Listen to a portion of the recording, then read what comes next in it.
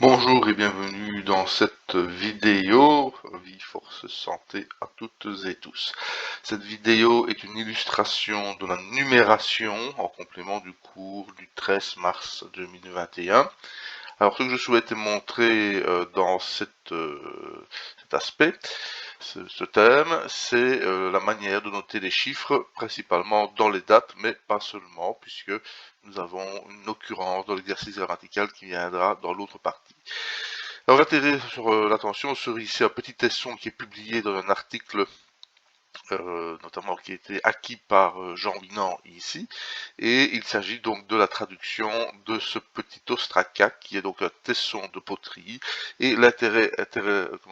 archéologique de ce type de document, c'est d'abord que ça nous montre qu'une bonne partie des inscriptions du quotidien, de la vie au quotidien, étaient écrites en hiératique sur notamment des petits tessons ainsi, et que ça reprend des informations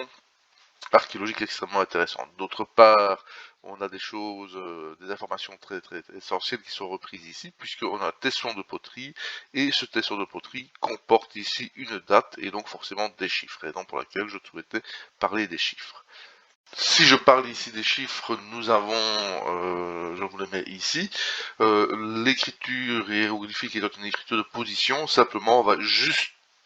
poser le nombre de signes nécessaires pour pouvoir obtenir le chiffre désiré. On voit qu'on a les chiffres 1, 10, 100, 1000, 10 000, 100 000, 1 million, et principalement ce sont les chiffres qui vont être utilisés ici, qu'on va retrouver assez fréquemment. L'expression 1000 avec ce signe-ci est extrêmement fréquente dans les formules d'offrande où l'on demande 1000 pièces de bœuf, 1000 pièces de pain, etc. On retrouve ici donc la date qui était inscrite sur le tesson, mais que j'ai remis en ordre de lecture qui nous est plus habituel. Et on voit par exemple ici que pour dater, pour écrire la date, on aura le mot pour l'année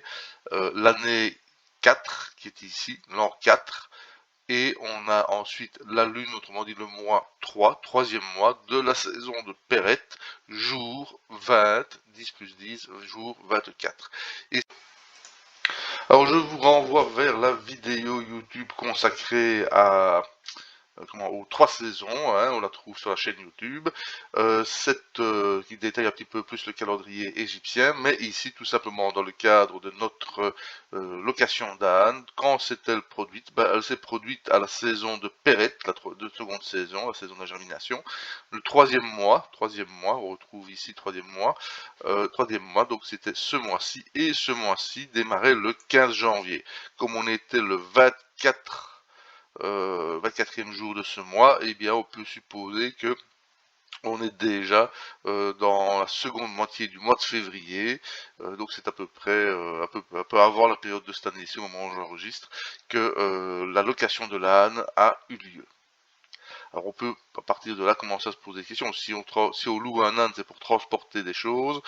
et des produits, et donc là on est à la saison de la germination et non pas à la saison de la moisson, où là ce serait assez logique de pouvoir louer un âne. Donc pourquoi est-ce qu'il a pu louer un âne à ce moment-là? Question est posée. Ce qui est intéressant, c'est que les tessons de poterie que l'on vient de voir, à l'origine, ça provient d'une poterie entière, et la poterie a ceci de caractéristique, c'est que c'est un objet de l'usage du quotidien, donc on en casse régulièrement, et donc les tessons sont relativement abondants. L'autre intérêt, c'est que en céramologie, on observe dans toutes les civilisations et les cultures qui ont utilisé de la poterie, donc toutes les populations agricoles,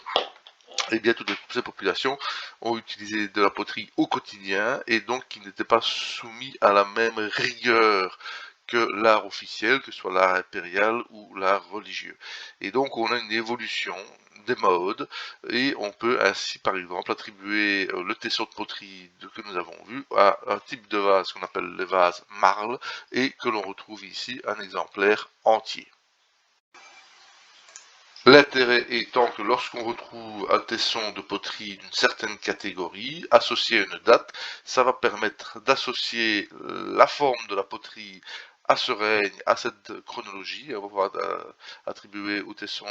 une valeur chronologique et que dès lors, tout autre tesson appartenant à la même catégorie que l'on retrouverait dans une couche archéologique par ailleurs, eh bien on peut dire qu'on a un terminus chronologique en disant on sait que forcément la couche archéologique et les structures éventuelles qui y sont associées comme des murs par exemple, et bien que, ou des sépultures, et bien que cette structure date au minimum de l'époque indiquée par le jalon chronologique de la poterie, constituée par la poterie.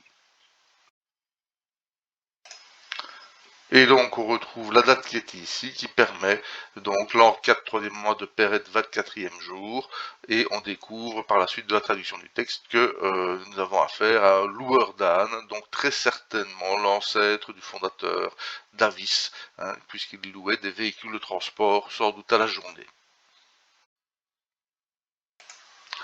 Alors, au cours, j'ai également évoqué un autre article qui était une stèle de donation de Ramsès III par M. Chapaz. Ce texte, je vous l'ai envoyé par email.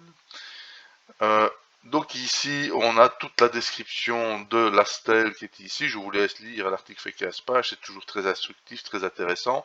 Ce qu'il y a, c'est que donc voici cette stèle où on a une représentation ici devant avec Royal, avec les cartouches qui sont ici. Et ces stèles de donation avaient pour but principal de formaliser le fait que l'on donnait une certaine portion de terrain à un temple, et cette portion de terrain devait générer des revenus qui permettaient d'accomplir certains rites dans le temple. Alors ça pouvait être des rites personnels ou des rites royaux qui sont ici. Et ces stèles, ce sont toujours des contrats de notaire, hein, des actes notariés, et on retrouve ici souvent la datation. Alors c'était pour ça que ça illustrait, donc on retrouve le texte qui est repris ici, et là on voit que l'on a affaire à RNEP 25, donc on serait 25e jour, le premier de Shemou, c'est-à-dire le premier mois de Shemou, et on est ici le jour 1, 2, ça fait 20, 23, plus 4, 27. Hein, et donc on aurait la date qui est ici inscrite auprès d'eux. Alors ici vous voyez que c'est tellement formalisé qu'on ne met même pas les hiéroglyphes pour le jour indiqué, hein, c'est vraiment quelque chose qui est assez stéréotypé. Et alors, ce qui est intéressant par rapport à l'étude ici, c'est que la gravure étant assez fine, il faut imaginer donc que l'archéologue qui étudie, l'égyptologue qui étudie ce genre de document, va devoir critiquer chacun des signes lorsque ces signes ne sont pas faciles à lire, notamment lorsque l'on a un oiseau, eh bien ce n'est pas toujours évident d'avoir une lecture correcte. Et on retrouvera donc ici la traduction, l'an 25, le premier mois de la saison d'été chez nous, le 27e jour, sous la majesté du roi de Haute de Basse-Égypte, et on verra ainsi qu'on va faire à ce moment-là à Ramsès III.